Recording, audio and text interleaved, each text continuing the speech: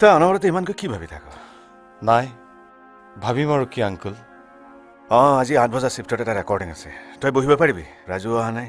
মই কিন্তু মোৰ গাটো ভাল লগা নাই। ঠিক আছে ময়ে বহিম বাৰু, তুমি যোৱাগৈ যোৱা।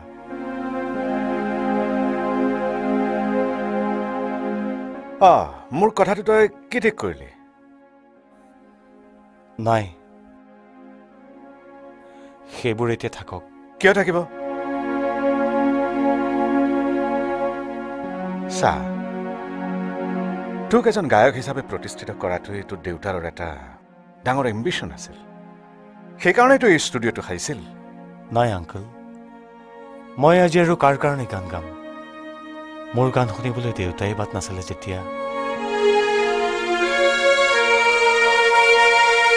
ছাৰ, বাইদেউ,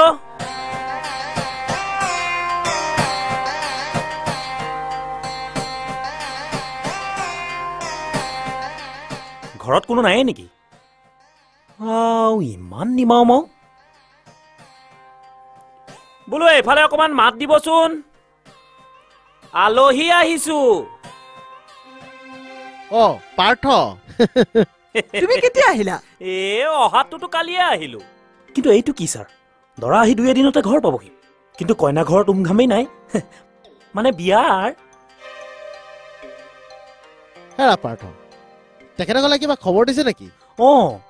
মনোজ অহা মাহত আহিব নহয়। তেখেতসকলৰ বৰ ইচ্ছা এইবাৰ উভতি যাওঁতে যাতে যাবলগীয়া নহয়। মানে অকলশৰীয়াকৈ।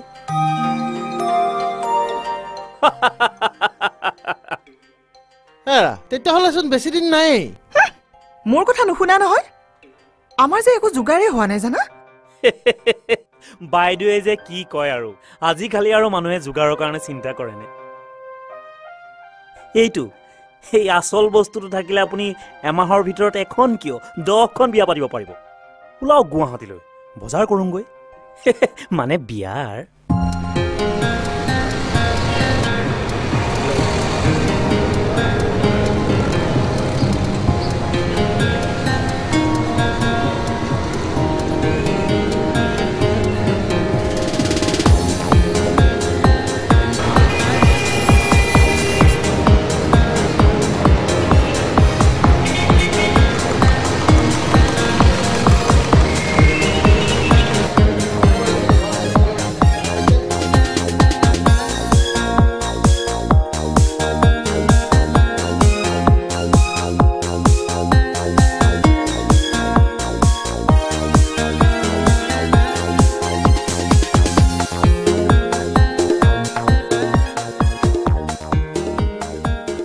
বচোন, মই আহি আছো।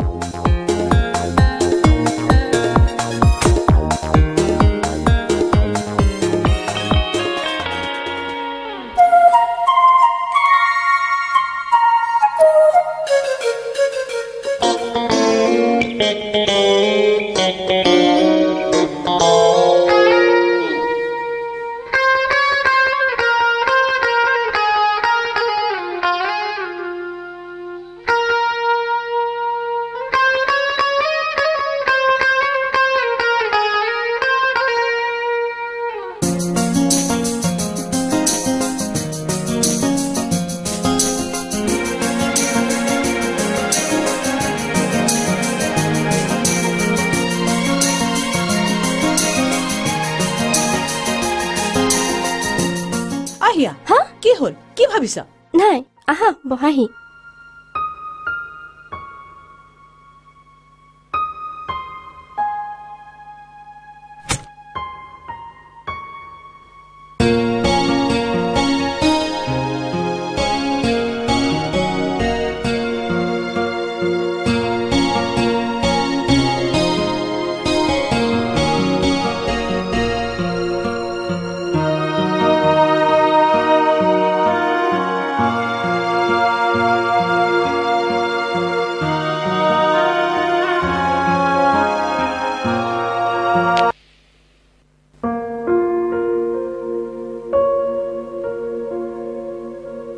এইটোতো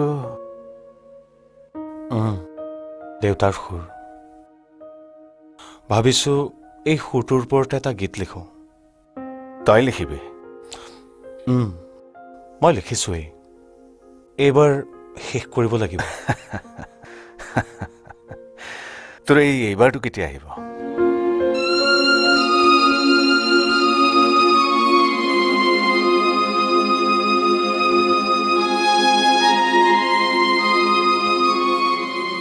ক'ব নোৱাৰোঁ